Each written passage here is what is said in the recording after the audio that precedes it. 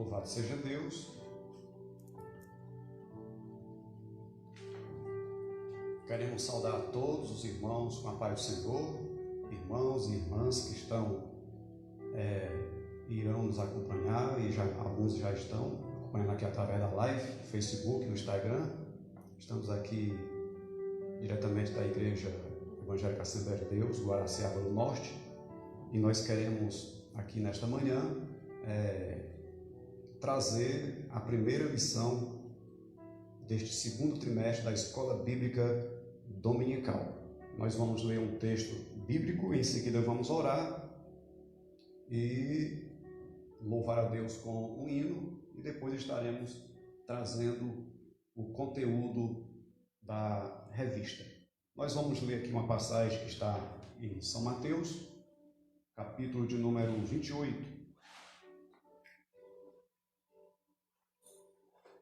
do versículo 16 até o versículo 20. São Mateus, capítulo 28, versículos 16 até o versículo 20. Jesus aparece aos seus discípulos na Galileia.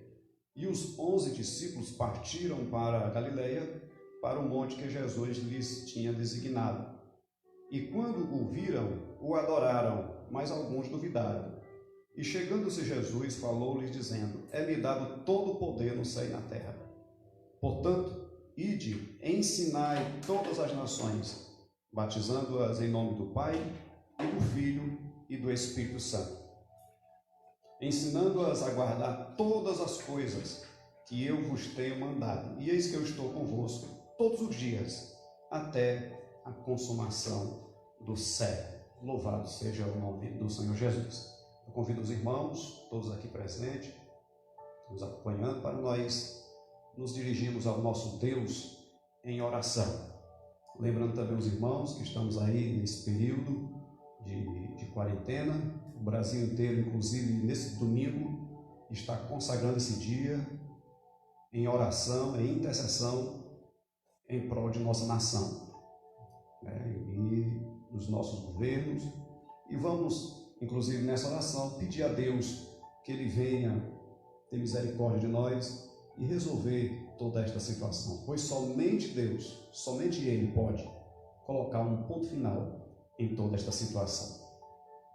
Bondoso Deus, nosso Pai, queremos Te glorificar, Senhor, por este momento, pois estamos mais uma vez diante de Ti, Senhor. Obrigado, ó Deus, por permitir a nossa existência, pela saúde, pela força, principalmente pela vida espiritual, a regeneração alcançada através do sacrifício vicário do Senhor Jesus na cruz do Calvário. Te louvamos também pela esperança colocada dentro dos nossos corações, por intermédio do Teu Espírito, a esperança de que um dia estaremos com o Senhor na eternidade. Enquanto isso, meu Pai, aqui na terra, nós estamos, ó Senhor, dependentes, carentes de Ti, precisando da Tua ajuda, da Tua bênção. Senhor, queremos nos unir a milhares e milhares de irmãos que estão, Senhor, espalhados em todo o território nacional. Ó Senhor, fazendo um clamor, intercedendo a Ti, Senhor, em prol do nosso povo, de nossa nação. Deus querido, olha para a nossa situação. Famílias já estão passando necessidades, pessoas já estão com problemas de saúde. Ó Deus querido, nós queremos, ó Senhor, Te suplicar misericórdia. Os governantes, meu Pai, estão aí sem saber o que fazer, meu Pai, mas o Senhor está sentado em um alto e sublime trono, e os Teus olhos contemplam os moradores da terra, e nós temos absoluta certeza, Senhor, que o Senhor está acompanhando tudo o que está aqui acontecendo. E nós queremos, meu Pai, Te pedir, tenha misericórdia de nós, tenhas compaixão, meu Pai, do nosso povo, de nossa cidade, do nosso estado, de nossa nação. E por que não dizer, meu Pai, que o mundo inteiro neste momento está dependendo da Sua ajuda. Ó Pai, tenha misericórdia, entra com providência, coloca este vírus por terra, Senhor, repreenda-o, neutraliza-o, ó Senhor, pois Tu pode todas as coisas. O Senhor Jesus mesmo dissera, quando acabamos de ler nesse momento a Sua palavra, que após ressuscitar, Ele disse: todo o poder foi-me dado nos céus e na terra.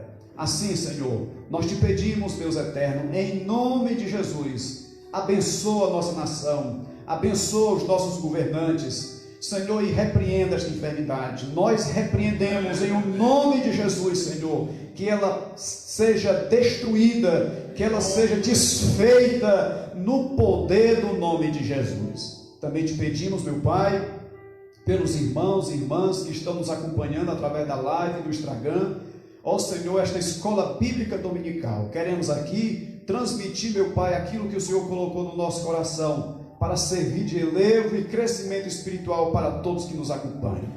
Abençoa, meu Deus, o pastor da igreja, o pastor João Melo, sua família, pastor Carlos Alberto e família, as nossas famílias. Ó Deus, continua cuidando dos teus filhos. É o que eu te peço, nós te pedimos, em nome de Jesus. Amém. Amém, amém. Glória a Jesus. Nós vamos louvar a Deus com um bonito louvor para o Senhor Jesus. Vamos daqui, irmão Domingos, e vai juntamente com todos louvar o Senhor.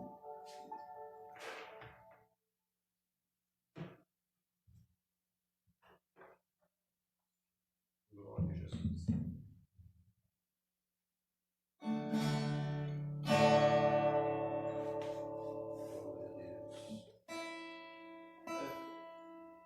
Vamos louvar a Deus com o hino 259.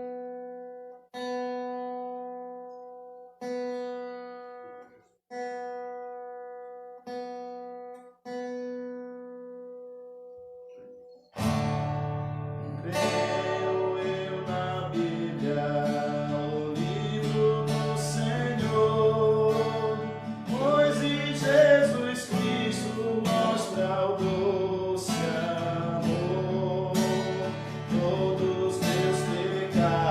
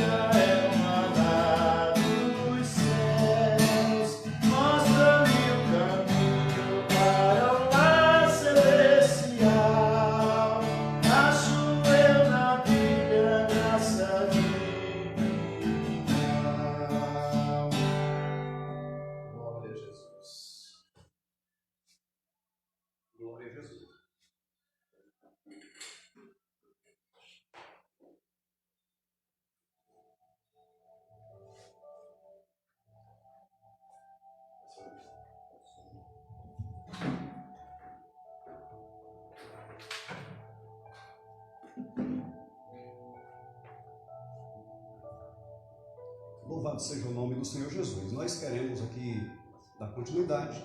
Já fizemos a leitura da palavra, já oramos e ouvimos aí um bonito louvor para o Senhor Jesus, né? Coisa boa. Nós queremos aqui dar início à nossa lição de hoje, né?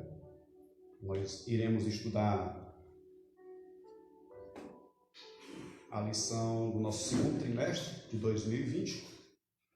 Nós temos aqui o título da lição: A Igreja Eleita, Redimida pelo Sangue de Cristo e selada com o Espírito Santo da promessa. Este é o assunto geral das 13 lições que nós iremos aqui abordar durante esse trimestre. A Igreja Eleita, Redimida pelo Sangue de Cristo e selada com o Espírito Santo da promessa. É uma palavra já aqui de início, de muito conforto para todos aqueles que estão aguardando o retorno do Senhor Jesus, né? O retorno do Senhor Jesus. Então, nós iremos ver aqui a nossa introdução.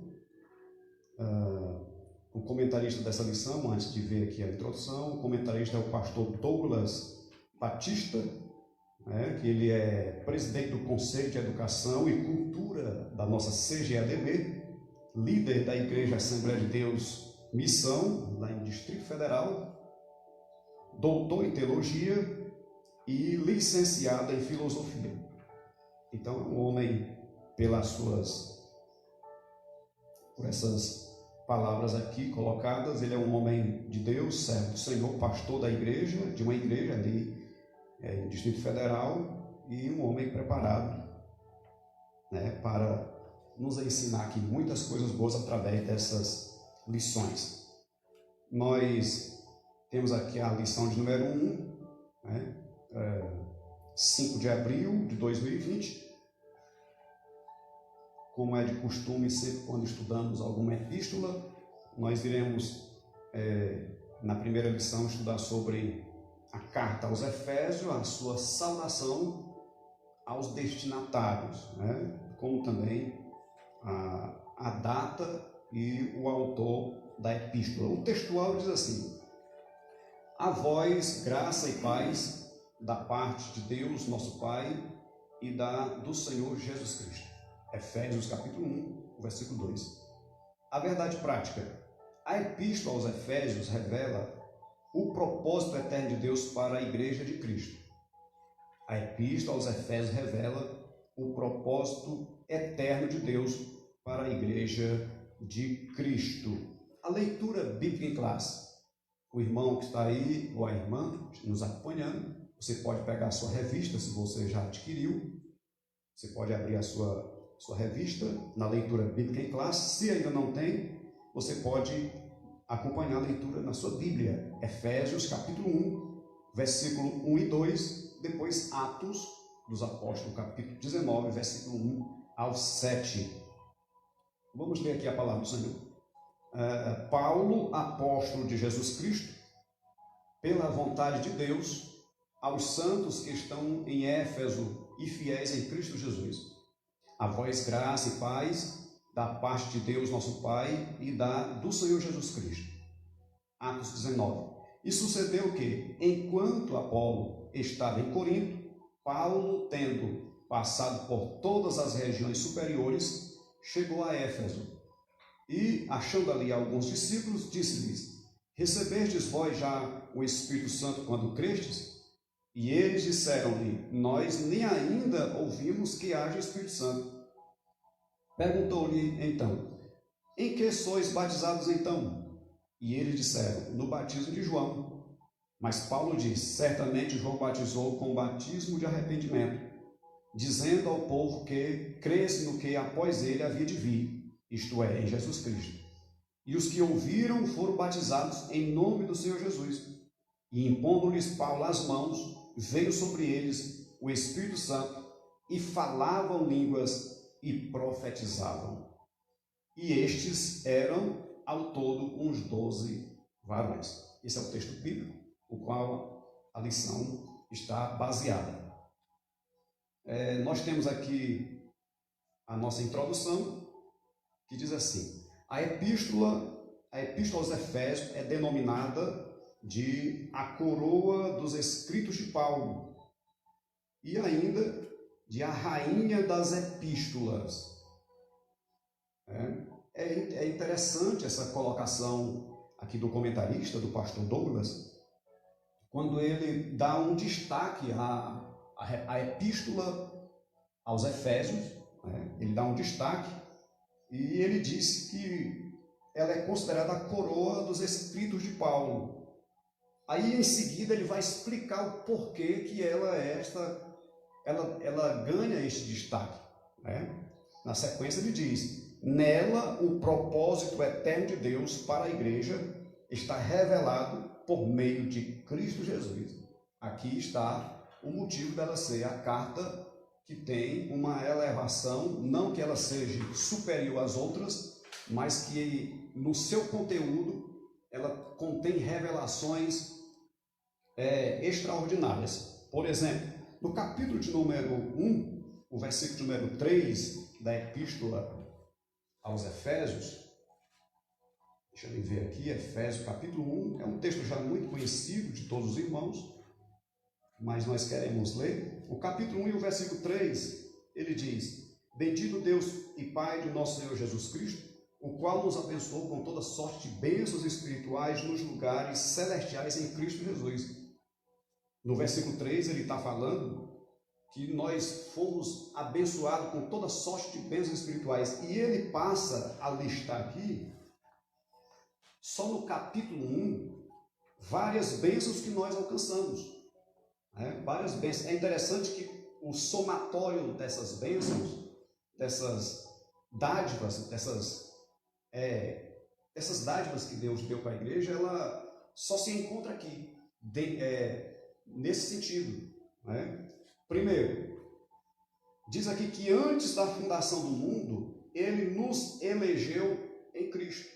Ou seja, ele nos elegeu nele, ou seja, em Cristo. Isto antes da fundação do mundo. Ele também nos predestinou. Nós alcançamos a redenção. Ele fala de redenção também dentro desse capítulo 1. Ele diz também que nós somos sua herança. E finalizando, ele diz que nós somos selados com o Espírito Santo. Então são assuntos referente à eclesiologia ou referente à igreja que somente o apóstolo Paulo dá esse destaque. E logo no capítulo de número 1, ele já deixa isso bem claro. Por isso que essa epístola, ele a coloca aqui, o comentarista coloca ela como a coroa dos escritos de Paulo, e ele fala o motivo. Nesta lição estudaremos os aspectos introdutórios e as principais abordagens doutrinárias da epístola. Durante esse estudo, o conteúdo da epístola deve nos levar à adoração a Deus e ao aperfeiçoamento de nossa vida cristã. É muito importante. Então, nós temos aqui o primeiro ponto. O primeiro ponto vai falar sobre a autoria e a data. Segundo ponto, nós vamos ver sobre o destinatário. E o terceiro ponto, o propósito e mensagem da epístola. Estaremos passando para os irmãos aqui este primeiro ponto, seus subtópicos. O segundo ponto vai ficar com o nosso pastor Carlos Alberto, que está aqui.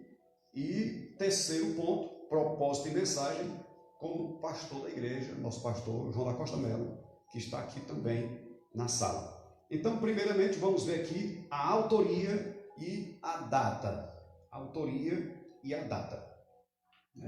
Então, primeiramente, a autoria, subtópico, ele diz assim: conforme o costume da época, o autor inicia a carta declarando sua identidade. Falando sua identidade. Ele escreveu a epístola e logo no início da epístola ele já se identifica. O capítulo 1 de Efésios, versículo 1, o que ele diz? Paulo, apóstolo de Jesus Cristo, pela vontade de Deus, aos santos que estão em Éfeso e fiéis em Cristo Jesus. Então, logo no versículo 1 da primeira epístola, nós encontramos aqui a afirmativa do próprio autor, no caso o apóstolo Paulo, né? Ele como sendo o autor da epístola aos Efésios. Então, conforme o costume da época, o autor inicia a carta declarando sua identidade. Paulo, apóstolo de Jesus Cristo. Eu queria frisar isso aqui porque é muito interessante. Paulo, ele destacando a sua autoria. Porque aqui a gente aprende algumas coisas interessantes. Não tem como a gente não aplicarmos algo às nossas vidas.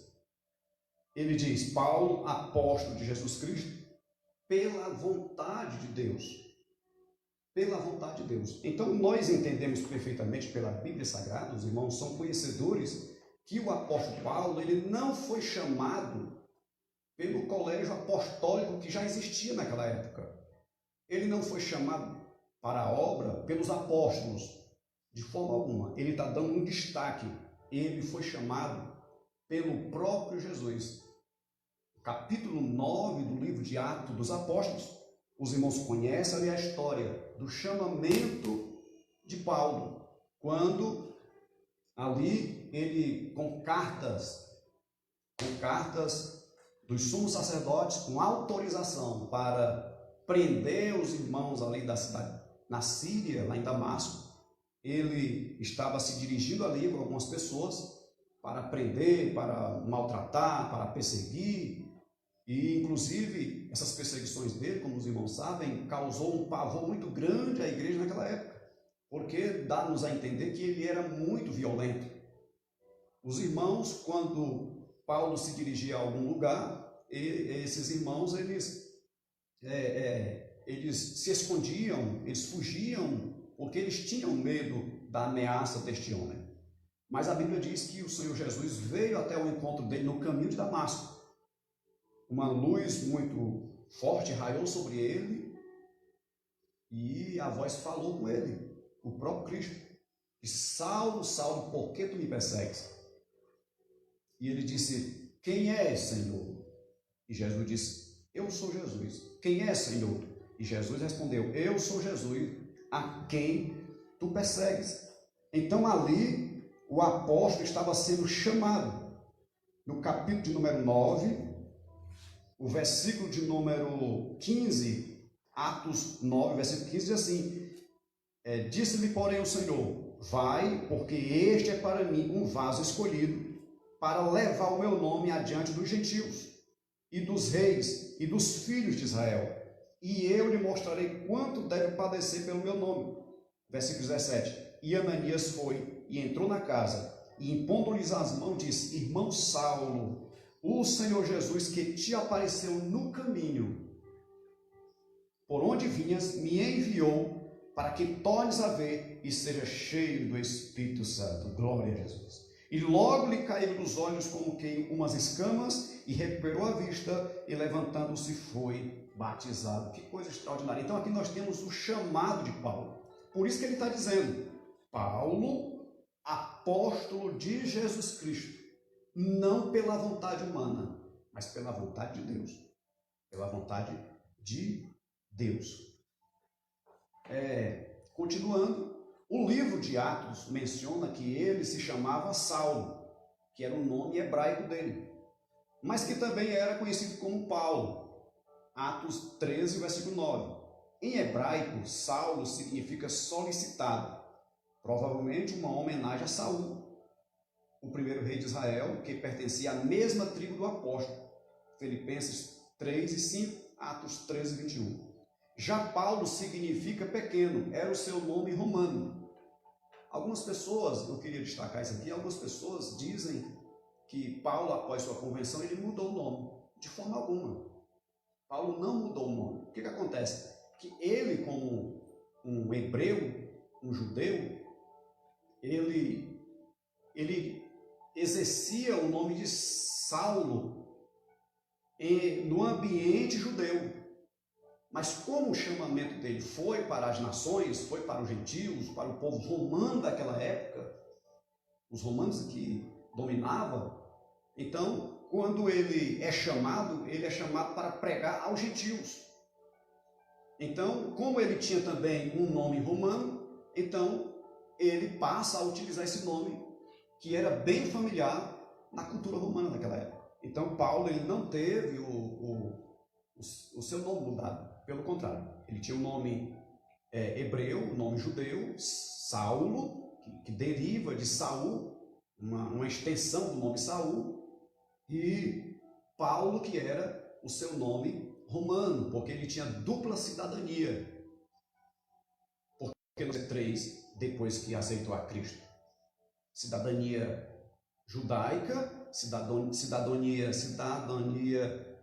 romana, né? E a cidadania celestial. Então, Paulo não teve o nome mudado, só para entendermos, né? Então, voltando aqui, nós vamos agora para o segundo subtópico, a assinatura apostólica. A assinatura apostólica. Nas 13 cartas de sua autoria, o apóstolo se identifica como Paulo, nunca como Saulo. Ou seja, como as igrejas eram gentias, claro que tinha judeus no meio das igrejas também, mas na sua maioria eram gentias, então ficava mais fácil das pessoas identificá-los com o seu nome romano, como já foi falado aqui. Então, por isso, nas suas epístolas, a gente pode conferir. Se voltarmos aqui, Gálatas, por exemplo, capítulo 1, versículo 1, ele diz: Paulo, apóstolo. Filipenses, capítulo de número 1, Paulo e Timóteo. É só para nós confirmarmos aqui. Tessalonicenses, 1 e 2, Paulo e Silvano. Paulo e Silvano. Vejamos aqui ainda, Tito, Paulo, servo de Deus.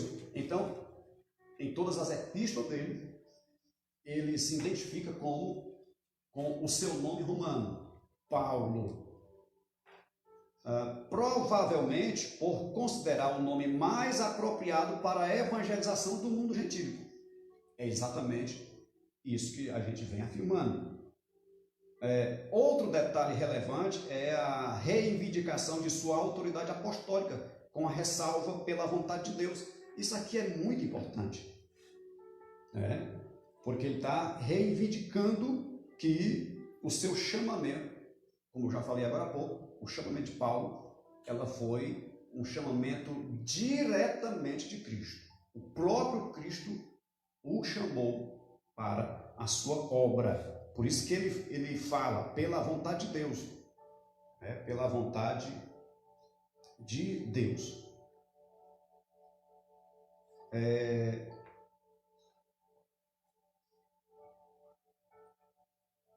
Outro detalhe é a reivindicação de sua autoridade apostólica com a ressalva pela vontade de Deus. Efésios 1 e 1.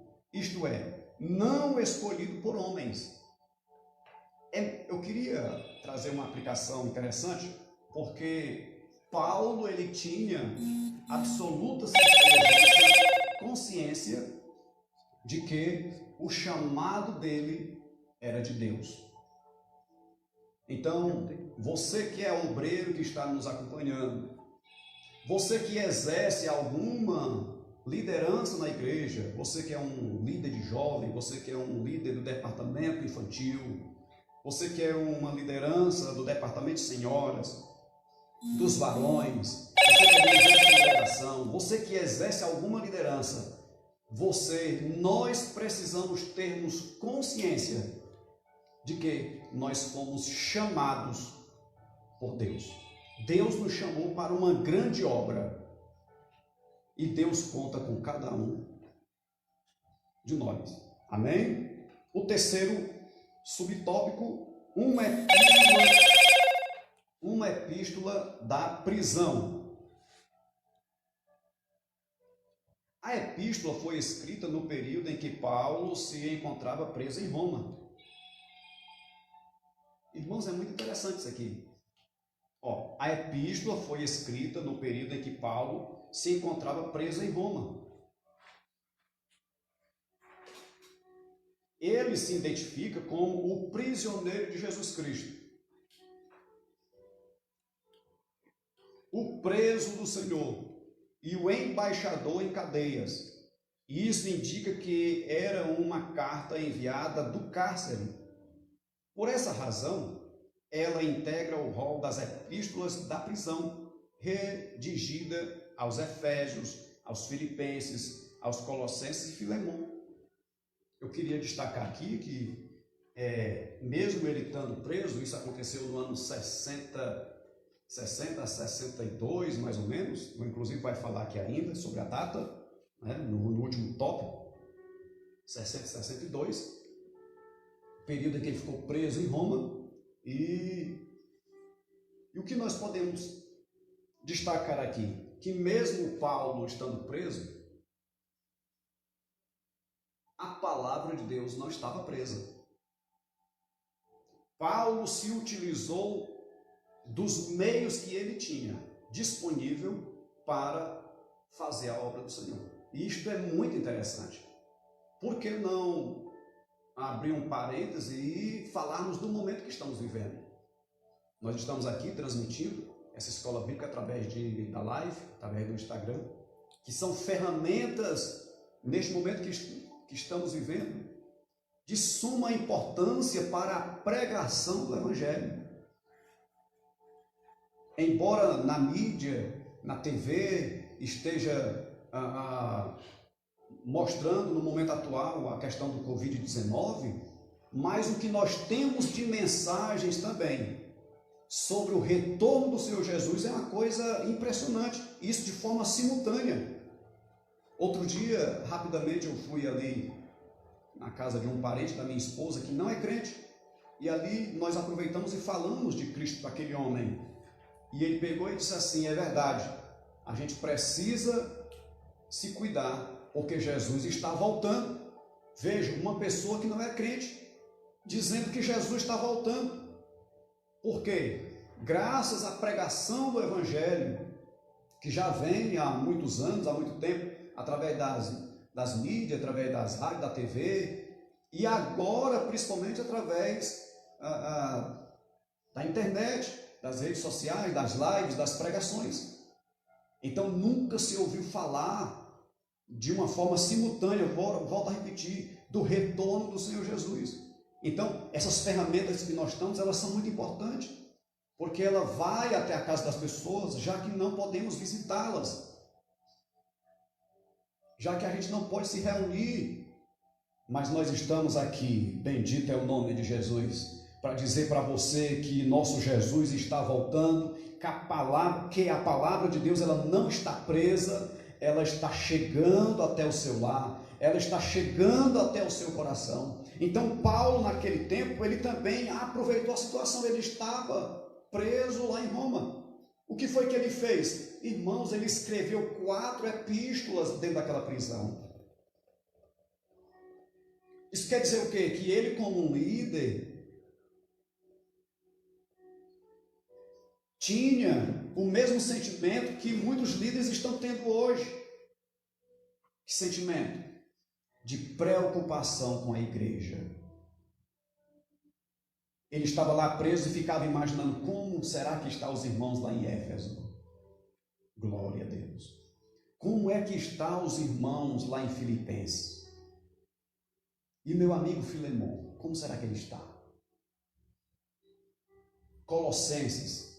Então, ali o Espírito de Deus aproveitou aquela preocupação dele e o inspirou a escrever essas 4 epístolas lá de dentro da prisão. Epístola aos Efésios, Filipenses, Colossenses e Filemon. Então, meus queridos e amados irmãos, isso aqui é muito importante, né? Lá dentro da prisão, Paulo orava pelos Efésios e pela igreja. Paulo confortava as igrejas através dos seus escritos. E Paulo ganhava pessoas para Cristo. Filemon, quem não lembra de Onésimo, que Paulo ganhou ele para Cristo dentro da prisão? Então, meus irmãos, concluindo este pensamento sobre o item 3, que nós possamos usar os meios que está à nossa disposição para pregar o Evangelho, para falar do amor de Deus e para mostrar para a população da mídia que Jesus está às portas. E o quarto e último tópico, nós temos aqui a data. A data, de acordo com Atos, após realizar 3 viagens missionárias e implantar igrejas na região do Mediterrâneo, Paulo esteve em prisão domiciliar por cerca de 2 anos. Atos 28 e 30.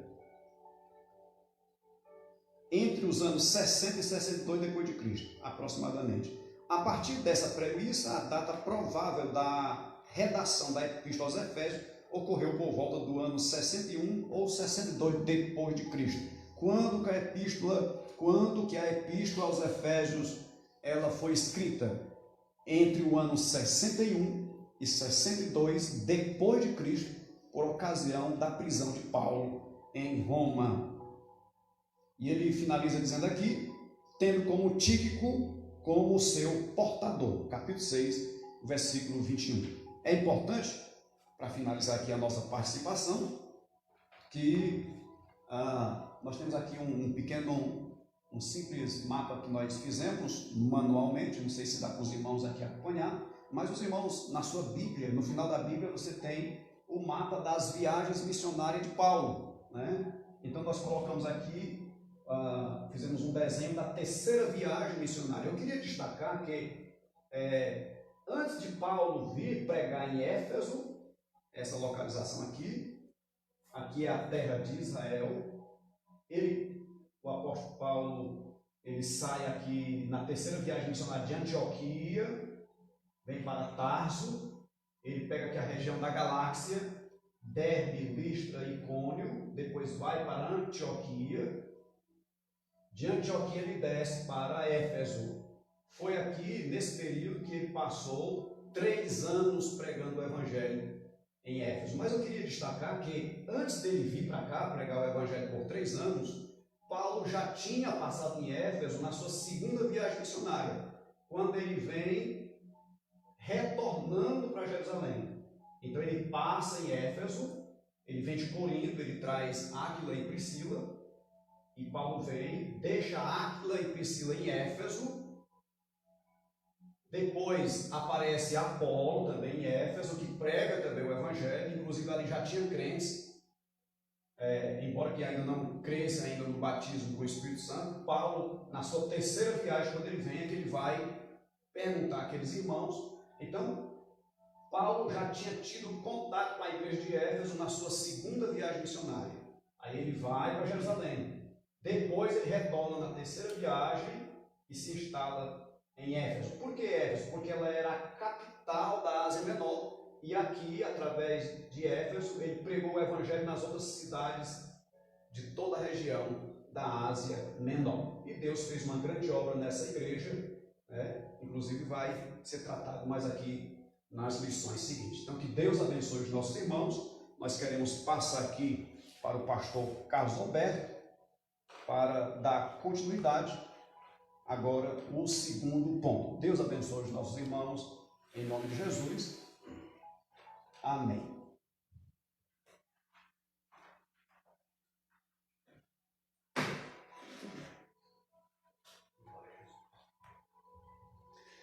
Cumprimento a todos com a paz do Senhor.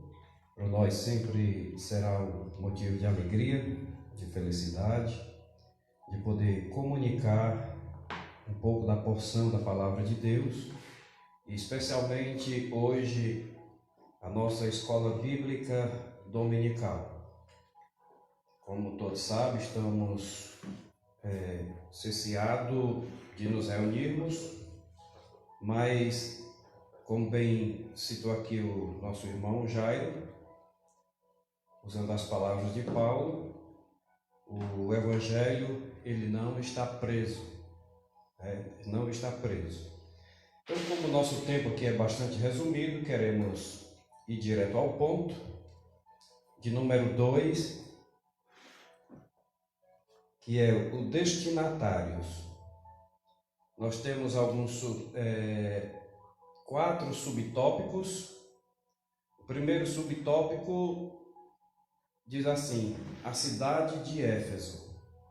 Nós teremos aqui algumas informações sobre a cidade de Éfeso, fundada por volta de 1050 anos antes de Cristo. Uma cidade grande que se tornou uma metrópole regional. Em certo momento da história, ela era a segunda cidade maior do império, perdendo somente para Roma. E o texto diz que tornou-se no centro político, comercial e religioso da Ásia Menor, na atual Turquia, nos dias atuais, né? Se encontra lá suas ruínas na Turquia. Era esta cidade onde se encontrava uma igreja que Paulo estava escrevendo esta carta, tratando de alguns assuntos importantes concernente à vida espiritual daqueles irmãos, e isto foi determinante para a sequência da caminhada daqueles discípulos, visto que se encontravam numa grande metrópole, que com certeza havia muitos atrativos para impedi-los na sua caminhada cristã. E Paulo, escrevendo a eles com o objetivo de os fortificar na fé e fazerem a diferença no meio daquela sociedade. Aquela cidade, como se tornara um centro comercial, ela tinha boas instalações portuárias e isso lhe dava condição de destaque. Tinha também naquela cidade várias cidades ou várias estradas que ligava ela a outras cidades menores, porque o Império Romano, na época, ele foi muito próspero. Então ela se tornou um centro político, comercial, religioso da Ásia Menor. Era uma cidade litorânea, cujo porto desaguava no mar Egeu. Sua rua principal, olha aqui, você presta aqui atenção, ó. Sua rua principal era pavimentada em mármore, com colunas trabalhadas em ambos os lados. Para aquela época, para a gente ter uma ideia como era uma cidade bastante desenvolvida. Veja que não sei se aqui na América do Sul nós temos alguma cidade pavimentada de mármore, mas Éfeso, naquela época, já tinha a sua rua principal pavimentada com mármore. E nas laterais desta rua havia colunas trabalhadas. Os artífices trabalhavam naquela época para dar destaque por ser uma cidade bastante grande, uma cidade, como diz o texto, que tinha se tornado um centro político, religioso. E a gente sabe que todas estas coisas, né, esse desenvolvimento, ele tem o lado positivo, mas também tem o lado negativo. Nós temos um exemplo de Cafarnaum. O próprio Jesus, ele se reportou a respeito do orgulho da cidade de Cafarnaum por ser uma cidade que se destacava na sua época. Jesus disse que ela seria, por ela se exaltar, seria humilhada até o inferno. Então, esse desenvolvimento, essa cidade ter se tornado no centro, tanto político como religioso, mas nesse sentido não era com relação à igreja, mas por causa de haver ali o templo de Ártemis para os gregos, ou a versão romana, Diana.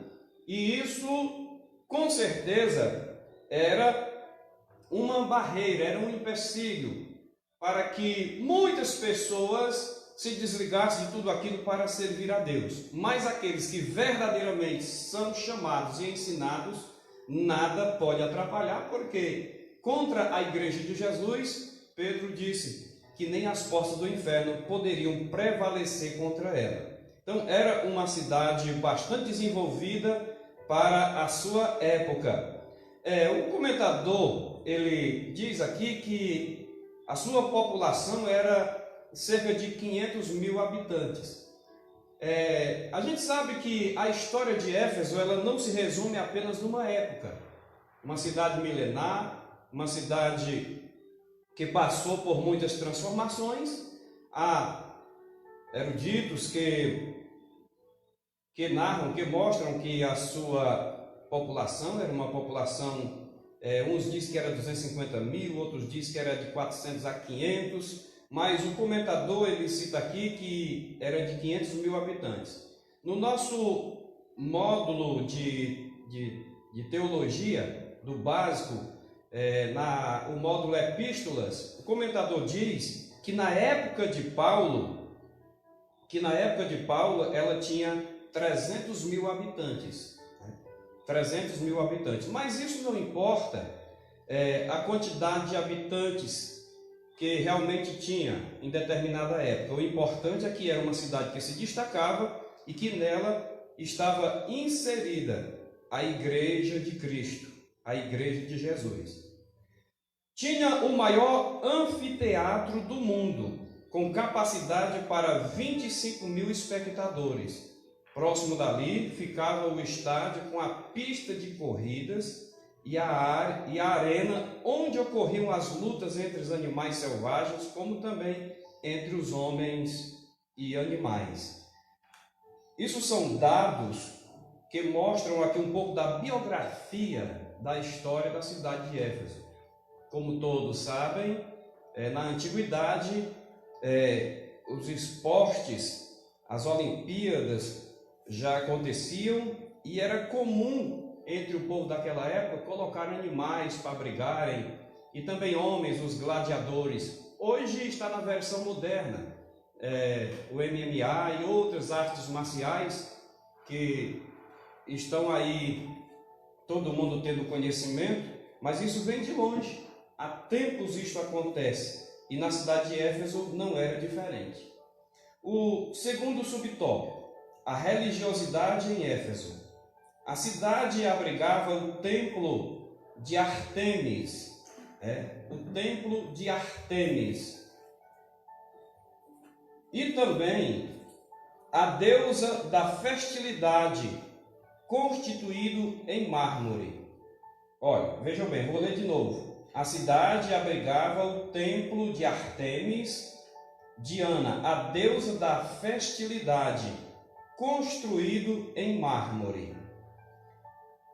Aqui o texto, ele cita um ídolo que era vamos dizer assim, o patrono daquela cidade, Ártemis. Na mitologia grega, Ártemis ela era a deusa da caça, da lua, da virgindade, do parto, da fertilidade, do arco e flecha.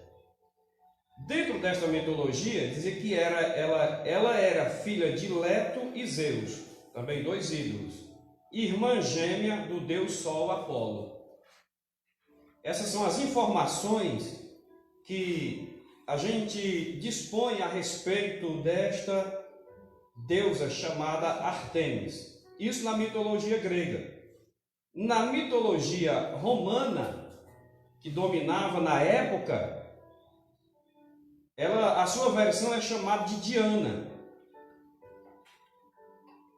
E dentro da mitologia romana, ela significa a deusa da lua e da caça. Segundo essa mitologia, ela era muito poderosa e forte.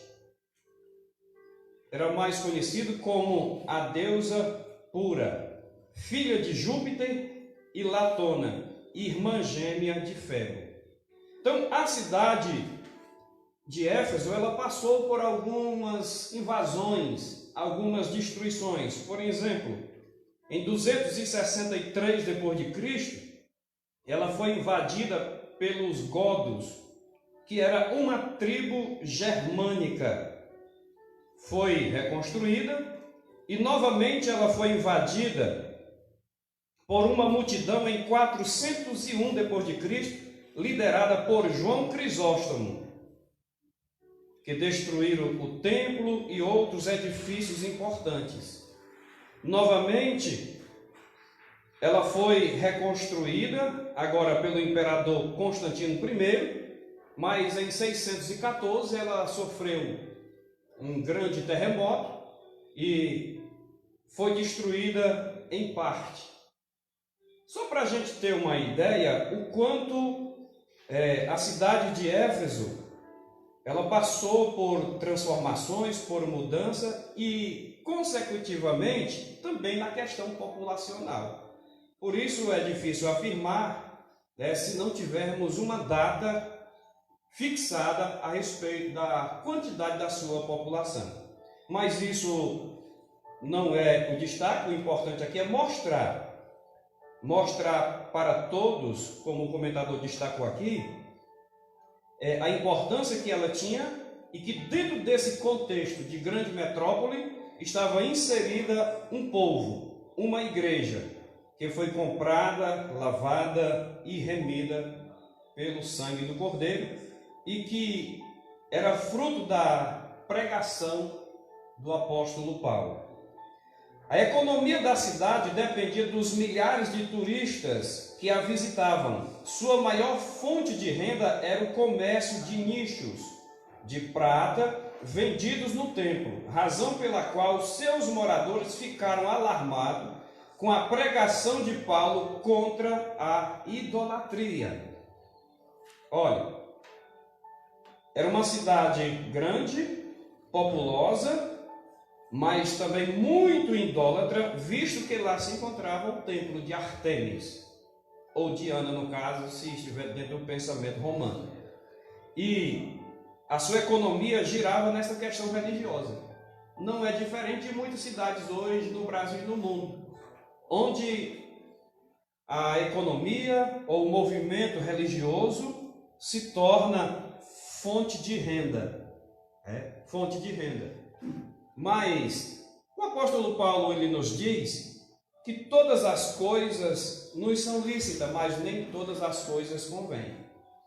E sabemos claramente pela Bíblia Sagrada, por isso Paulo prega contra a prática da idolatria, porque ela se torna uma afronta contra Deus. Somente Deus deve ser adorado. Então ele citou aqui Atos capítulo 19 e versículo 27 até o versículo de número 29, que eu quero ler aqui para você. Diz assim: porque estes homens que aqui trouxestes nem são sacrilegos, nem blasfemam da nossa deusa, mas se Demétrio e os artífices que estão com ele têm alguma coisa contra alguém, há audiências e há procônsules que se acusem uns aos outros, mas de alguma outra coisa demandais, averiguar-se-á em legítimo ajuntamento. Na verdade, até corremos perigo de que por hoje sejamos acusados de sedição, não havendo causa alguma que possamos justificar este concurso. E tendo dito isto, despediu o ajuntamento. Isso, queridos irmãos, ouvintes da palavra de Deus, nos mostra o quanto o perigo corriam aqueles que, por fidelidade ao Evangelho, por fidelidade ao chamamento missionário, eles corriam quando anunciavam o Evangelho na sua verdade, na sua pureza. Quando as pessoas se sentiam ameaçadas, no sentido de que a pregação do Evangelho na sua pureza, na sua verdade, na sua totalidade, ia de encontro aos seus pecados, às suas práticas que não são bíblicas, essas pessoas se revoltavam e prendiam, como o próprio apóstolo Paulo fez, quando ainda fariseu, zeloso da lei, como ele mesmo disse que era, ele perseguia os irmãos que pregavam o evangelho. E agora ele próprio estava sendo perseguido porque pregava o evangelho de Deus. No terceiro parágrafo está escrito assim: a igreja de Éfeso. Paulo evangelizou a cidade e seus arredores durante 3 anos. Atos, capítulo 20, versículo 31. Quando chegou a Éfeso, o apóstolo encontrou 12 discípulos, os quais batizou nas águas e conduziu a receber o batismo no Espírito Santo. Está em Atos, capítulo 19, a partir do versículo 1 diz assim: e sucedeu que enquanto Apolo estava em Corinto, Paulo, tendo passado por todas as regiões superiores, chegou a Éfeso. Nós vemos aqui quando o irmão Jair fez a demonstração nesse mapa que está aqui, a viagem de Paulo, por onde ele passou até chegar em Éfeso. Então ele chegou em Éfeso e ali encontrou um número de irmãos. E Paulo pergunta: recebeste vós já o Espírito Santo quando crestes? E eles disseram: nós nem ainda ouvimos que haja Espírito Santo. Perguntou-lhes então: em que sois batizado então? E eles disseram: no batismo de João. Mas Paulo disse: certamente João batizou com o batismo do arrependimento, dizendo ao povo que cresce que após ele havia de vir isto é, em Jesus Cristo. E os que ouviram foram batizados em nome do Senhor Jesus. Quer dizer, Paulo, quando chega em Éfeso, ele encontra ali um número de 12 irmãos que estavam ali. Segundo os historiadores, eles eram discípulos de João Batista. Por ocasião da decapitação de João Batista por Herodes, eles fugiram de Jerusalém e estavam agora residindo em Éfeso. Mas, quando Paulo pergunta a eles se eles já tinham recebido o Espírito Santo, eles disseram: nós nem ainda ouvimos falar que haja Espírito Santo. Porque João Batista, ao ser decapitado, eles fugiram, e o Pentecoste, que foi a inauguração da igreja com o Espírito Santo, se deu depois. Eles não estavam mais em Jerusalém. Mas Paulo pergunta: em que batismo vocês são batizados? E ele diz: no batismo de João.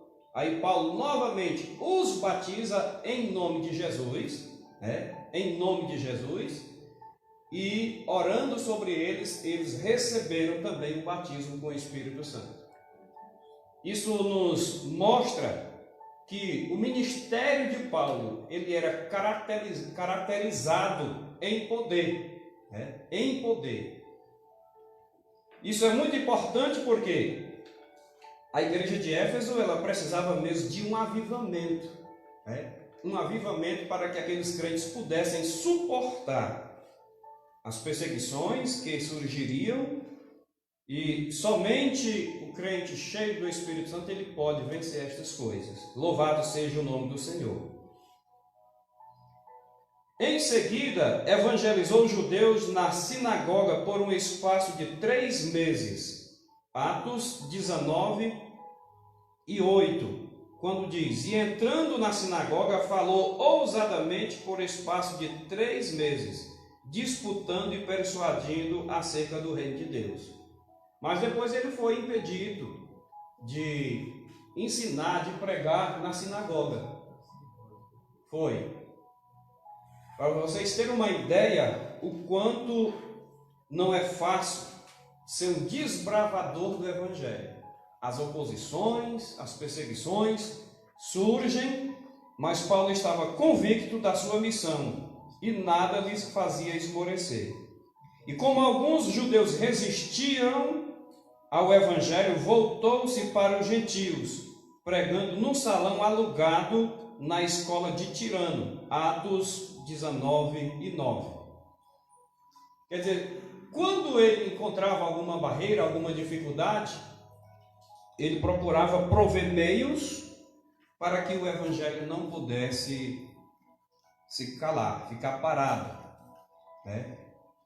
Então ele alugou este salão, este espaço, já que não podia falar aos judeus, pois os judeus o tinham rejeitado, estavam perseguindo, ele agora se dirige a pregar aos gentios, porque na verdade o evangelho ele não está restrito a uma nação, a uma etnia, a um povo. O evangelho é para todos. Você, amigo que nos assiste neste momento, o evangelho ele veio para mudar a vida da humanidade. Foi por isso que Jesus disse: ide por todo mundo. Jesus não disse: ide aos brasileiros, aos americanos, aos indianos, não. Ele disse: ide por todo mundo e pregai o evangelho a todas as criaturas. Lá no livro de Mateus, Jesus ordenou aos seus discípulos, dizendo: ide e fazei discípulos de todas as nações, batizando-as em nome do Pai, do Filho e do Espírito Santo. Então, baseado nesse texto, nessa ordenança de Jesus, é que Paulo os batizou novamente, aqueles irmãos, discípulos de João, que se encontrava ali em Éfeso, e também foi confirmado recebendo eles o Espírito Santo. Em Éfeso, Deus usou Paulo poderosamente e a igreja crescia, pois até os lenços e aventais do apóstolo foram usados para curar os enfermos e expulsar demônios. Atos capítulo 19 e versículo 12.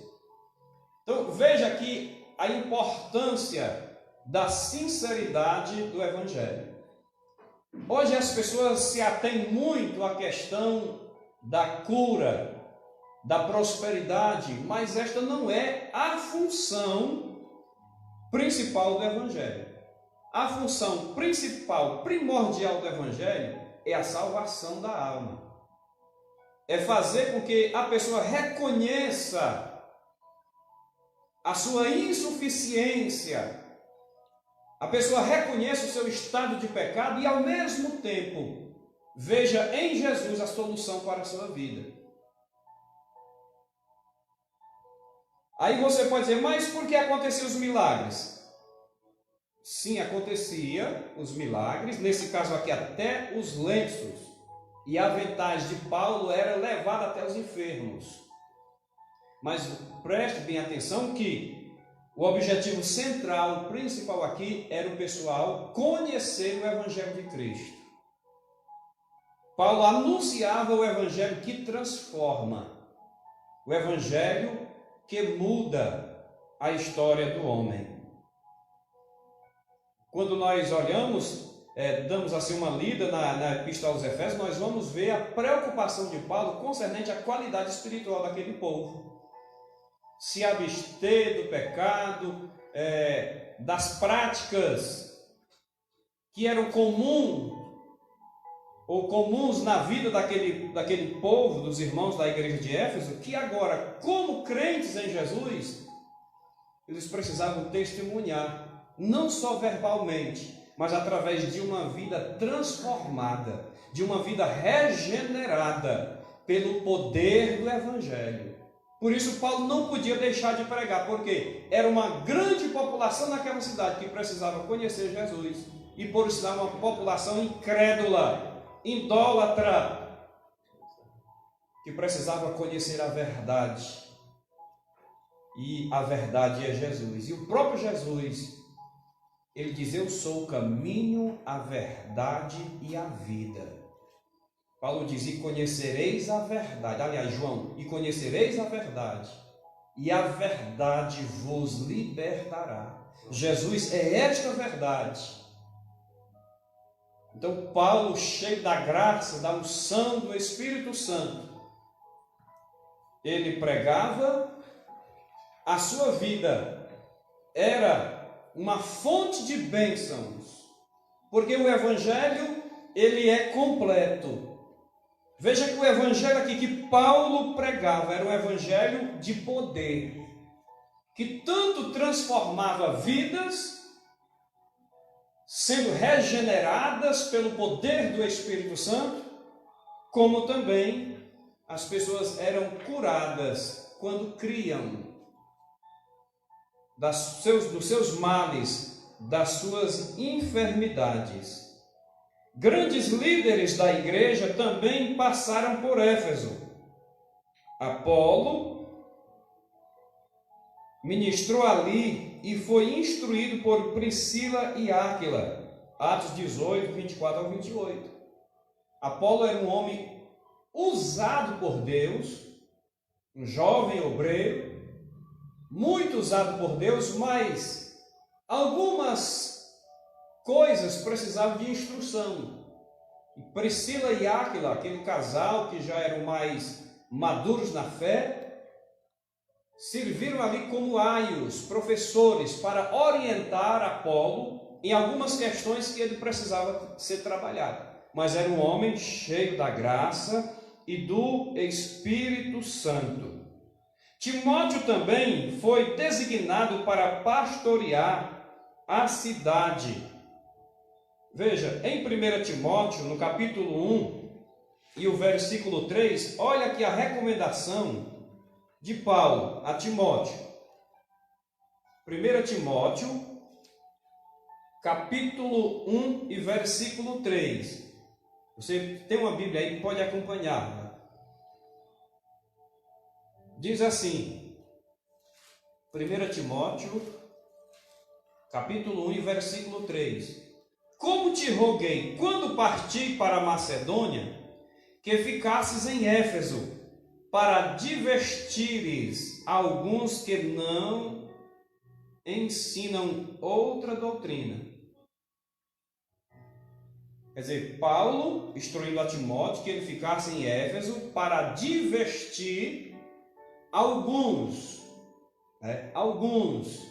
aqueles que se intrometiam na obra de Deus para que não ensinassem outra doutrina. Quer dizer, no caso aqui, vamos dizer, os judaizantes, que viessem querer impor, a lei, a observância de alguns quesitos da lei para a salvação.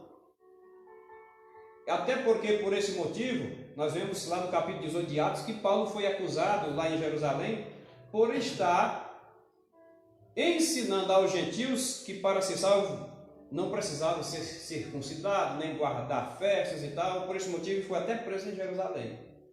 Mas o cuidado de Paulo aqui é que nada exterior viesse atrapalhar o crescimento, o progresso, o desenvolvimento espiritual daquela igreja. Isso nos mostra, denota que Paulo era um obreiro zeloso, que tinha cuidado da doutrina, do ensinamento, para que aquela igreja crescesse como uma árvore frondosa e viesse dar os seus frutos. Isso nos mostra o zelo que o apóstolo Paulo tinha para com aquela igreja. Timóteo também foi designado, como nós já vimos, segundo Irineu, em 130 a 202 depois de Cristo, bispo grego do primeiro século, o apóstolo João também liderou aquela igreja. Então, segundo aqui o relato, a afirmação de Irineu, esse bispo grego, ele afirma que João também liderou aquela igreja, a igreja de Éfeso. Rapidinho aqui, o último parágrafo, a saudação epistolar. A saudação é a mais breve entre todos os escritos de Paulo. Ele se dirige, abre aspas, aos santos e fiéis em Cristo Jesus. Efésios 1 e 1. Então, essa foi a saudação de Paulo. Veja aqui a importância que Paulo dava àqueles irmãos e como eles realmente tinham se convertido. Paulo os chama de santos e de fiéis em Jesus Cristo. Perceba-se que nós já vimos aqui no decorrer até o momento que a igreja ela estava no meio social, incluída numa sociedade idólatra, perversa.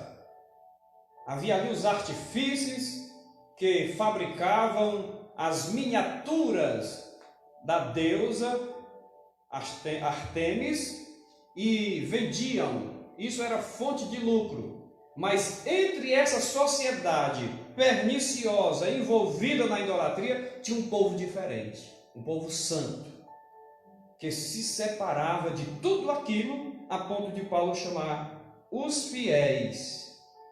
Olha só, os santos e fiéis em Jesus Cristo. Louvado seja o nome do Senhor.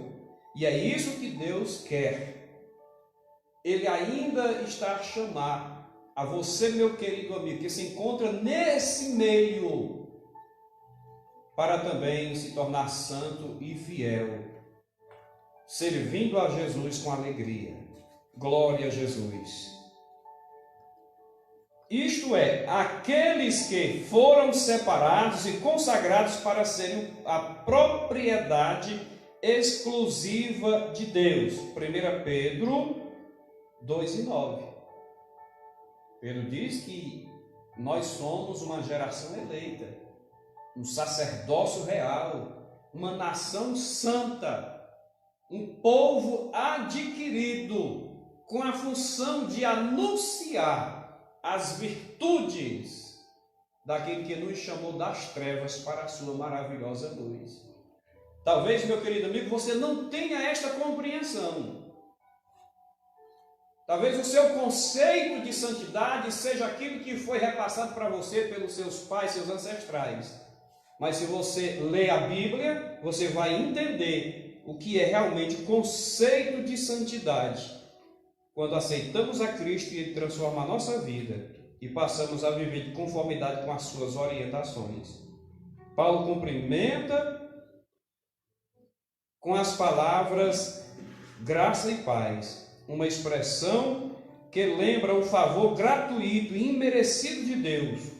Quanto aos destinatários, a maioria dos intérpretes considera que a epístola era uma carta circular destinada aos cristãos de maioria gentílica das muitas igrejas da Ásia, provenientes de Éfeso, a metrópole mais importante daquela região. Quer dizer, há esse ponto de vista, essa suposição de alguns historiadores, que essa carta foi uma carta circular. Mas nós vemos aqui que Paulo, primeiramente, ele direciona a Éfeso. Se ela circulou, louvado seja Deus. Se ela contribuiu em outros lugares para o desenvolvimento espiritual, louvado seja o nome do Senhor. Mas nós vemos que ela foi direcionada, endereçada à igreja de Éfeso. Se partir desse princípio, por ser uma metrópole, então tudo bem.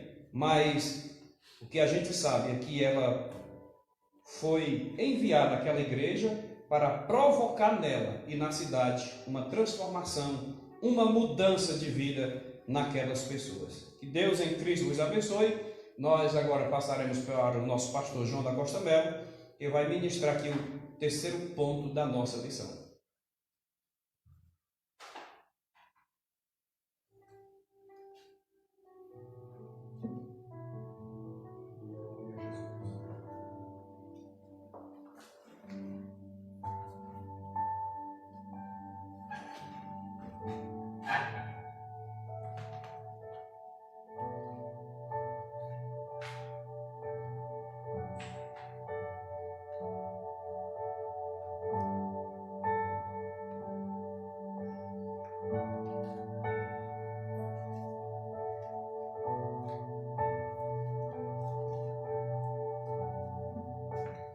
Amém, glória a Jesus.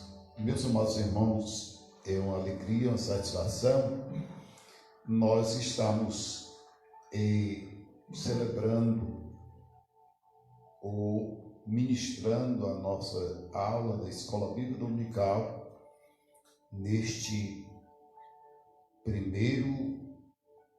primeira lição do segundo trimestre do ano de 2020.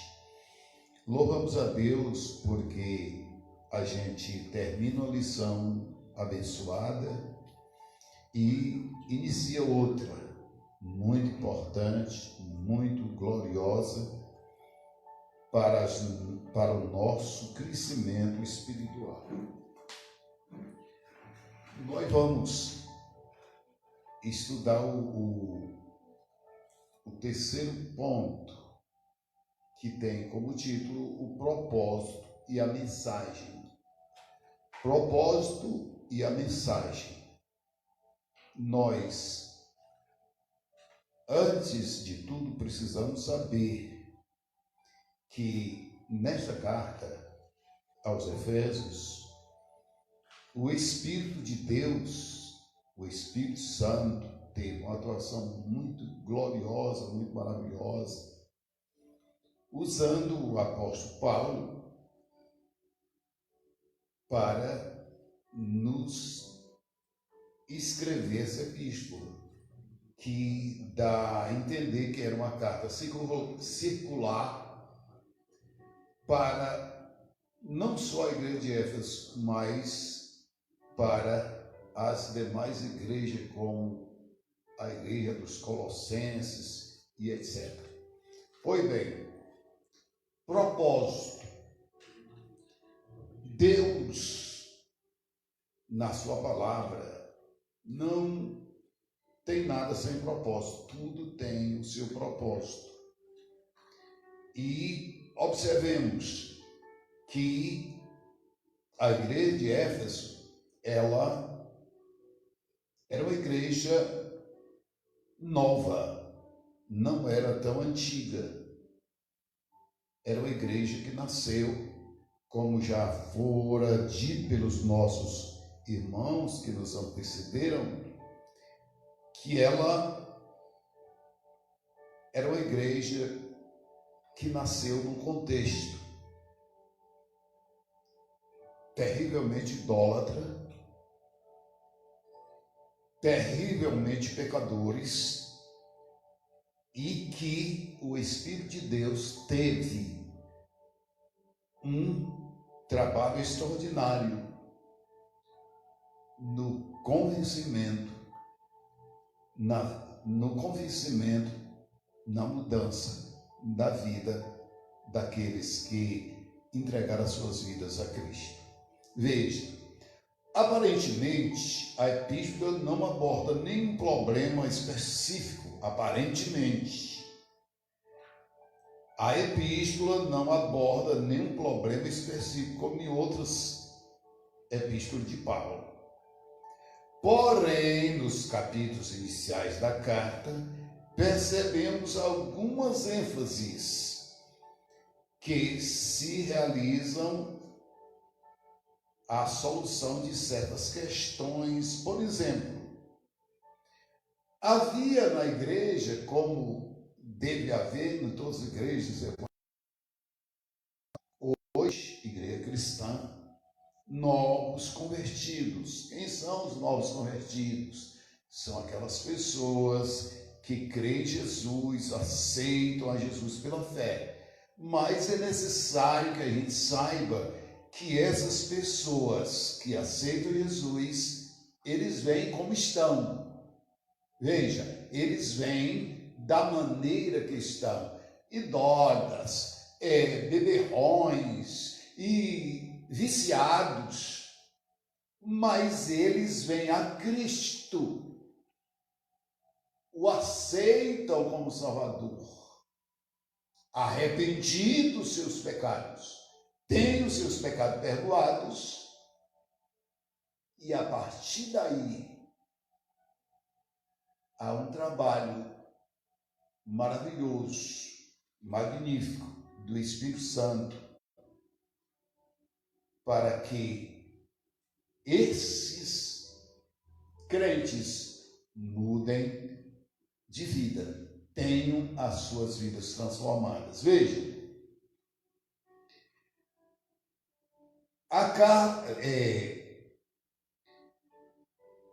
por exemplo, havia novos convertidos que vinham do mundo helênico, Que mundo helênico é este?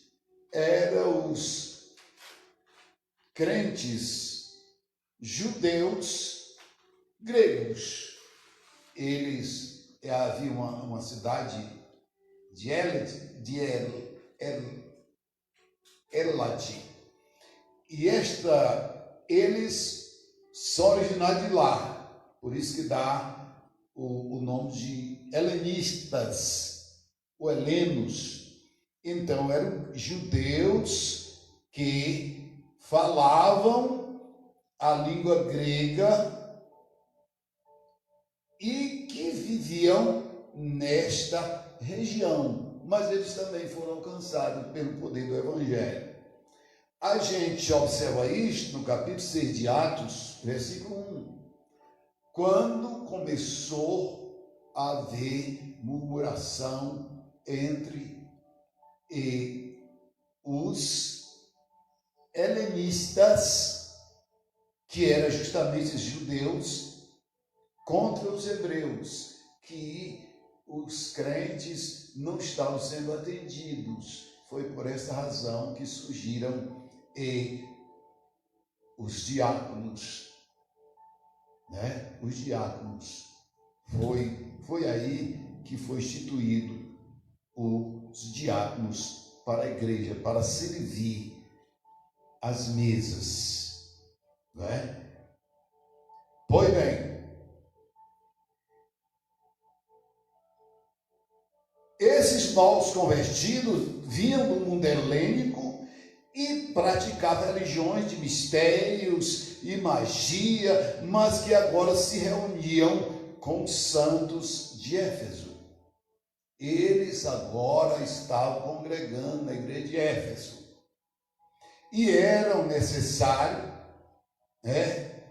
que eles fossem ensinados como servir a Deus, como nos ensina a palavra do Senhor. Então, não por acaso o apóstolo Paulo mostra àqueles crentes que Cristo está no controle do universo inteiro. Isso aqui, outra coisa importante, está no capítulo 1, versículo 20 a 22. Outra coisa importante aqui é que Jesus tem o controle de todo o universo. Esta palavra é muito importante para os nossos dias. Quantas pessoas estão aí apavorados, governos apavorados, governos apavorados com esta epidemia, que alguém chama de pandemia, mas não precisa de nada disto.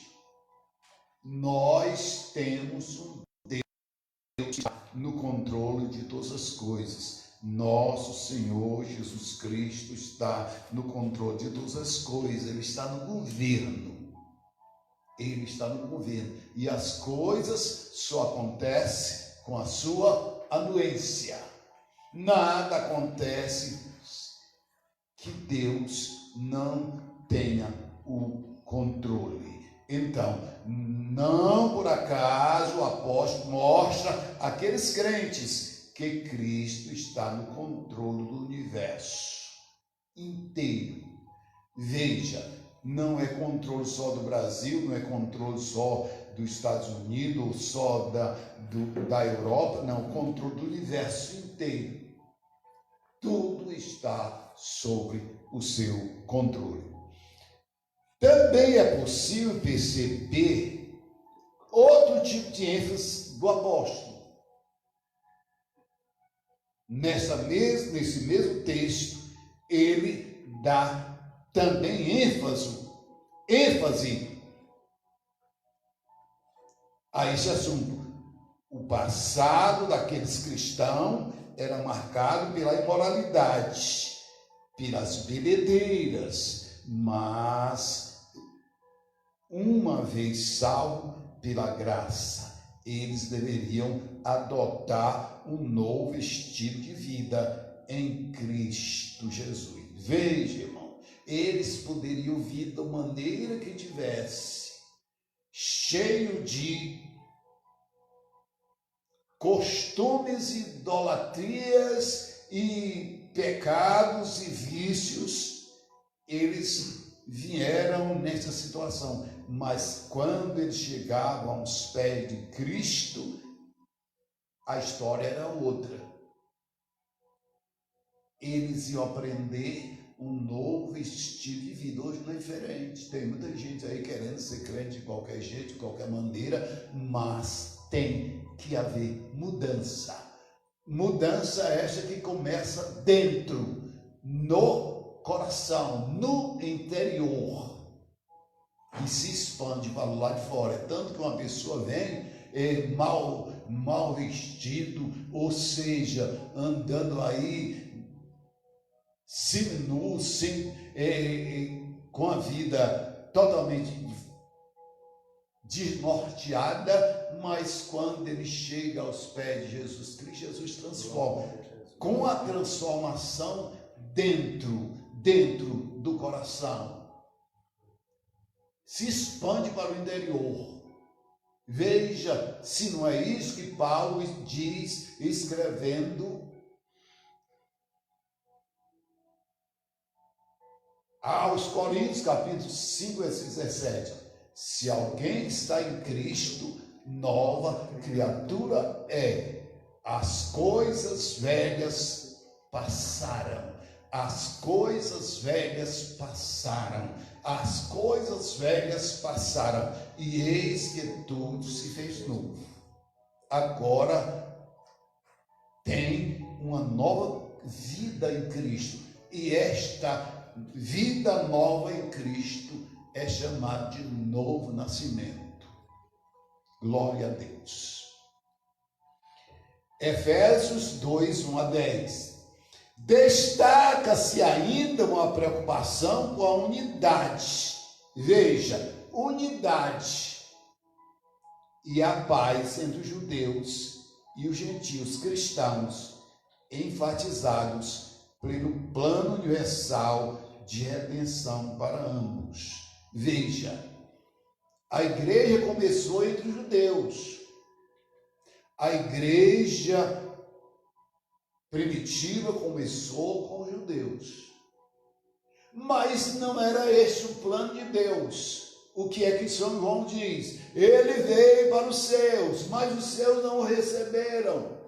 Mas todos quanto receberam, ele deu-lhes o direito de serem chamados filhos de Deus, a saber, os que creem no seu nome.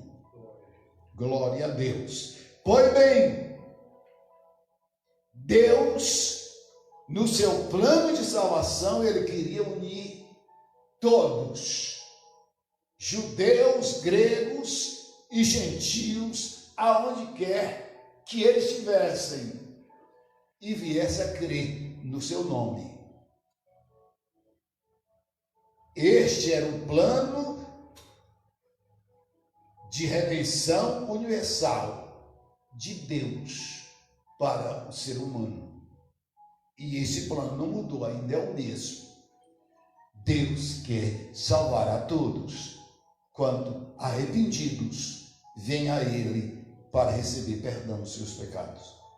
Sobre essas premissas, então podemos considerar que uma das intenções do autor aos Efésios era de atender às múltiplas necessidades da igreja numa perspectiva pastoral. Quer dizer, eram muito as demandas da igreja, eram muitas coisas que aconteciam não só na igreja de Éfeso, mas em todas. Mas Paulo queria, numa perspectiva pastoral, ensinar aqueles crentes o caminho do céu. É verdade, o caminho do céu. Por isso, a carta é apresentada por estudiosos como um tratado teológico sobre a igreja, o corpo de Cristo. Veja que coisa maravilhosa, coisa grandiosa. Como Deus deseja preparar a sua igreja para o encontro que ela terá com Jesus em breve nas nuvens dos céus. O item 2, a mensagem. A mensagem. A mensagem. Veja, a mensagem de Éfeso gira em torno de duas temáticas. Quais são essas temáticas? Jesus Cristo é o cabeça da igreja. E a igreja é o corpo de Cristo. Essas são as duas temáticas. Jesus é o cabeça, então a igreja é um corpo, cuja cabeça é o Senhor Jesus Cristo. E ela precisa andar e viver na direção de Jesus. É por isso que crente em Jesus, ele não pode fazer o que quer, viver da maneira que quer, andar do jeito que quer. Ele precisa saber que ele pertence a um corpo. E que o dirigente desse corpo chama-se Jesus Cristo, Filho de Deus. Por isso que o crente não pode fazer o que quer. Não é isso mesmo, irmão? É isso mesmo. É verdade. Veja, a mensagem de Efésios gira em torno de duas temáticas: Jesus Cristo, cabeça, a cabeça, e a igreja, o corpo. Assim podemos classificar os desdobramentos desses assuntos nos seguintes eixos. Eixos temáticos. Primeiro eixo temático, a consumação do plano eterno de Deus na pessoa de Jesus. A consumação do plano eterno de Deus na pessoa de Jesus Cristo. Toda a Bíblia Sagrada mostra o plano de Deus. O plano de Deus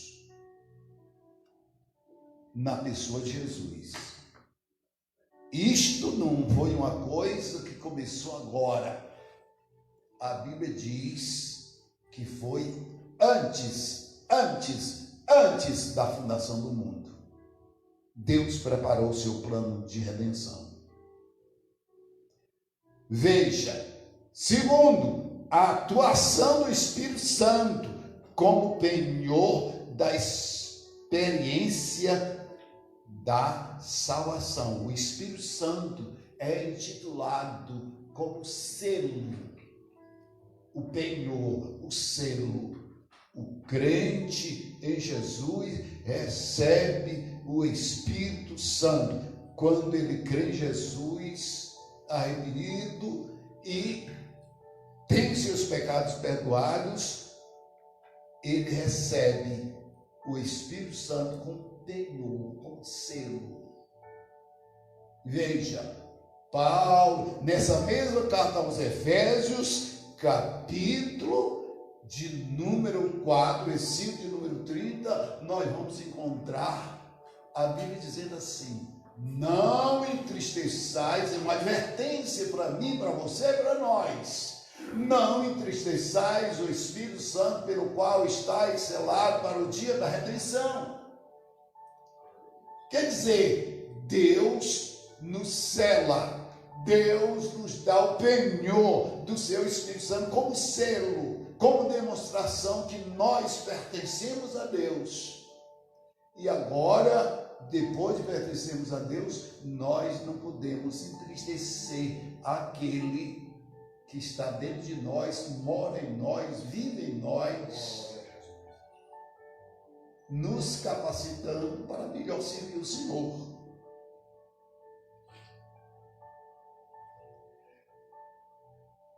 A atuação do Espírito Santo como penhor da experiência da salvação.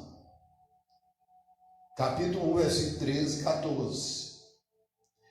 Terceiro, a reconciliação dos povos por intermédio da cruz de Cristo.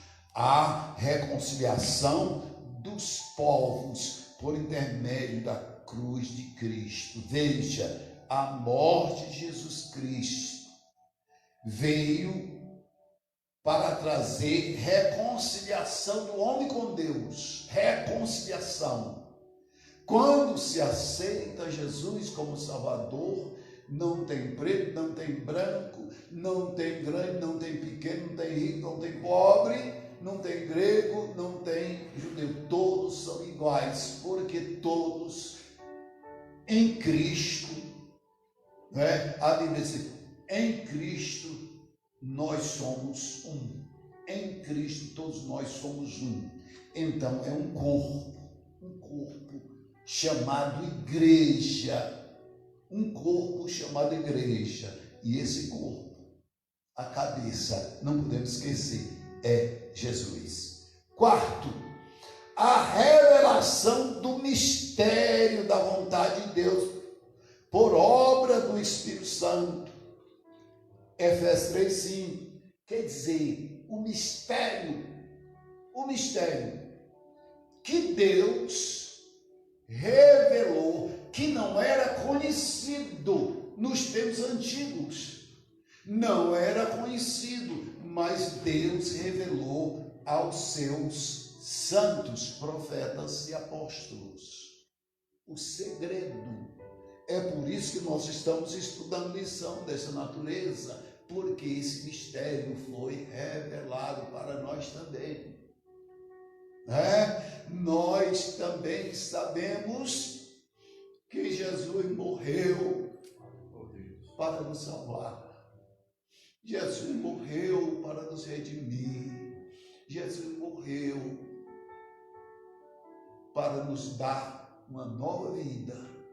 Jesus morreu para nos reconciliar com Deus. A revelação do mistério da vontade de Deus por obra do Espírito Santo. Quinto, um novo estilo de vida baseado na unidade, na comunhão com o Espírito Santo, na frutificação, na adoração, na intercessão no Espírito Santo. Que coisa linda isso aqui! Coisa maravilhosa! Veja, quando a pessoa aceita Jesus, ele recebe um novo estilo de vida. Se veste direito, fala direito. Vocês já ouviram o palavreado, o vocabulário de um ímpio, seja ele grande ou pequeno, é cheio de palavrões. Mas o linguajar de um santo não. Deve ser um linguajar recheado das coisas de Deus. Jesus disse isto: a boca fala aquilo que o coração está cheio. Se eu falo coisas boas, é porque o meu coração está cheio de coisas boas. Se eu falo a palavra de Deus, é porque meu coração está cheio da palavra de Deus. Mas se eu falo outras coisas, é porque o meu coração está cheio de outras coisas. E o coração do crente salvo não é para...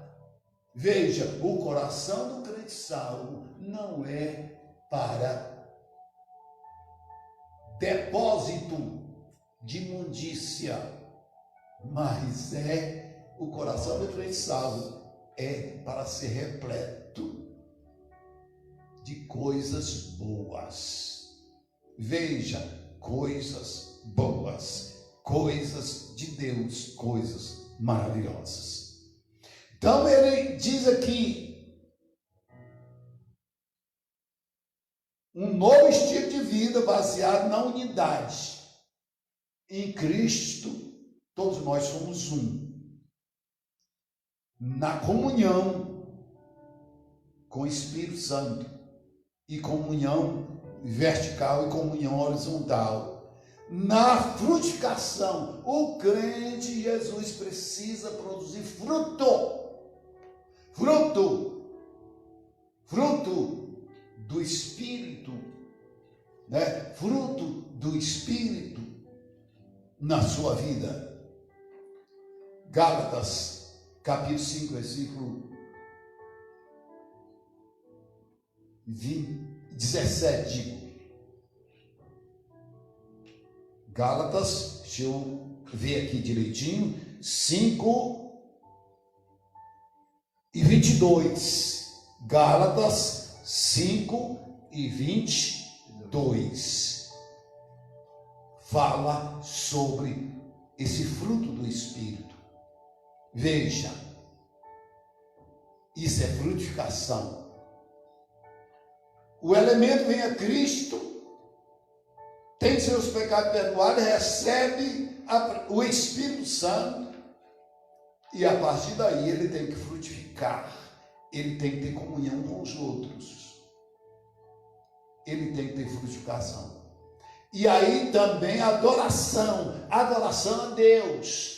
Quantas pessoas às vezes vêm para o culto e não adora, vem para o culto e às vezes entra como se fosse uma pessoa muda, não abre a sua boca para adorar o Senhor. Mas o crente salvo precisa aprender a adorar a Deus. E na intercessão no Espírito, interceder no Espírito é orar, é suplicar. Hoje, por exemplo, é dia de crente orar, é dia de crente jejuar a pedido do presidente da República. Mas isto nós não devemos fazer porque o presidente da República está pedindo. Nós devemos fazer porque somos crentes, salve Jesus, e precisamos interceder por a nossa nação, interceder pelo nosso país, interceder para que o Senhor Deus mude a situação dessa nação. Veja aí, a nação está infectada por um vírus. E eu acho que o vírus maior que essa nação está infectada é o pecado, que é o pior vírus que pode existir. Mas Jesus veio para nos libertar do poder do pecado. E Jesus veio para desfazer as obras do diabo. Que Deus nos abençoe, irmãos, e nos ajude. Os nossos relacionamentos conjugais, veja, também estão na carta aos Efésios, relacionamento conjugal. O que é que a Bíblia diz sobre o nosso relacionamento conjugal? Ele diz que assim como Cristo amou a igreja e se entregou por ela, deu a vida por ela, o marido deve amar a sua mulher e a mulher deve ser submissa ao seu marido, de conformidade com a palavra de Deus. Portanto, a epístola contém uma combinação de doutrina, fé e prática da vida cristã. Doutrina, fé e prática da vida cristã. Sem doutrina, sem fé, é impossível agradar a Deus. Ou seja, de tudo quanto Deus fez e do que se espera que a igreja faça. É por isso que a gente precisa aprender, é preciso que a gente precisa estudar a palavra, para que a gente faça dentro da vontade de Deus. As coisas, as nossas vidas têm que ser conduzidas dentro da vontade de Deus. Então, queridos irmãos, que Deus nos abençoe nesse dia, nesta aula. Conclusão: a epístola revela um elaborado resumo da salvação, suas implicações para a vida cristã.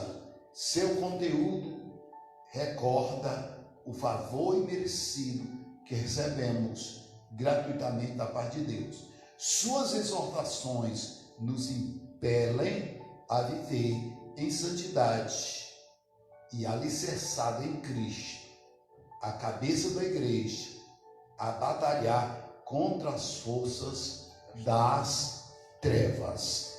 Então, irmãos, quero lembrar que esse trimestre que estamos iniciando hoje, o irmão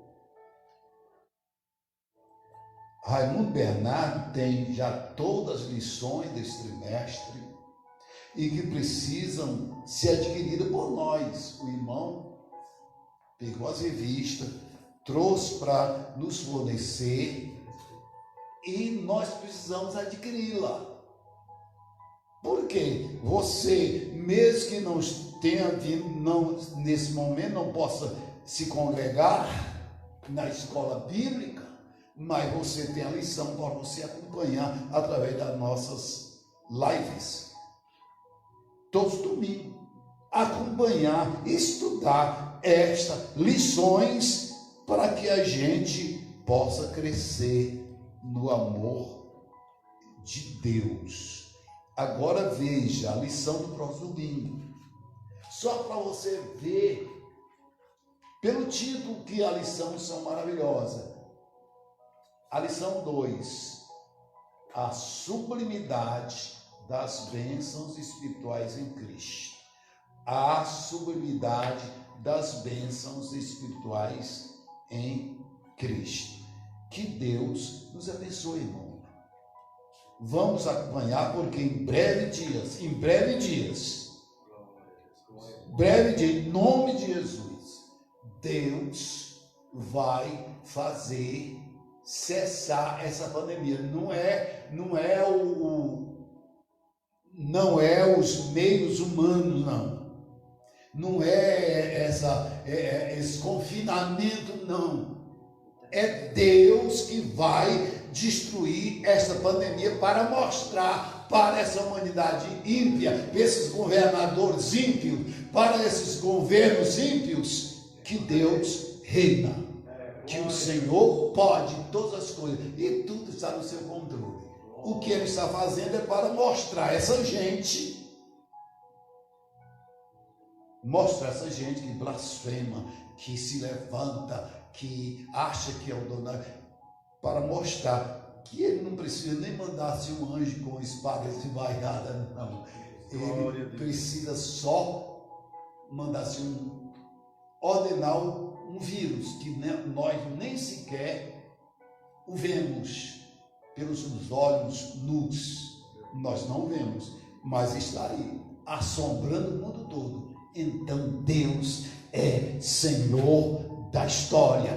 Deus é Senhor dos céus e da terra. Deus é o Senhor do universo. Ele tem o controle de tudo. Ninguém se apavore, ninguém tenha medo. Confia somente no Senhor e Ele fortalecerá os nossos corações. Tem aqui um pedido de oração. Irmã Ângela pede oração para o seu esposo novo convertido. Deus liberte ele, que ele... Aonde é? É uma irmã que ela entrou e pediu oração, todo dia ela nos assiste, eu não sei onde é que ela é. Certo. Pois bem, nós vamos fazer oração, concluindo esse trabalho.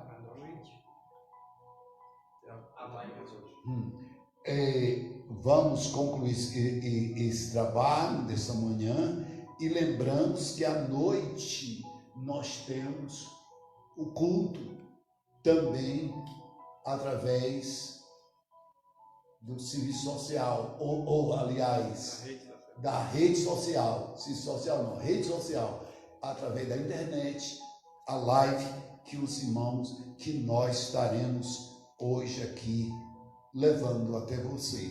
Não perda e assista, ore. Hoje é dia de oração e jejum. Vamos orar e vamos jejuar. Vamos interceder por a nossa nação. Ela corre perigos.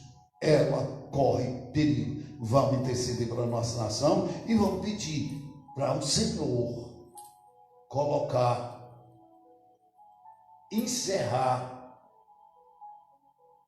o trajeto deste vírus no nosso país, em nome de Jesus. Então, oração pela irmã Ângela, pelo seu esposo novo convertido. Pastor, tem algumas pessoas que não são crentes que estão assistindo. Se eu quiser fazer um apelo também, Pois bem, concluindo e vamos já orar, eu quero falar para as pessoas que estão nos escutando que não são crentes ainda. Não são crentes ainda. Esta é a oportunidade de você reconhecer que só em Jesus nós temos perdão, salvação e vida eterna. Só em Jesus nós temos perdão, salvação e vida eterna. Só em Jesus, só em Jesus. A palavra de Deus diz, capítulo 5, 1 Epístola, versículo 11. E este é o testemunho que Deus dá do seu Filho. Quem tem o Filho tem a vida. E quem não tem o Filho de Deus não tem a vida eterna. Então, é coisa séria.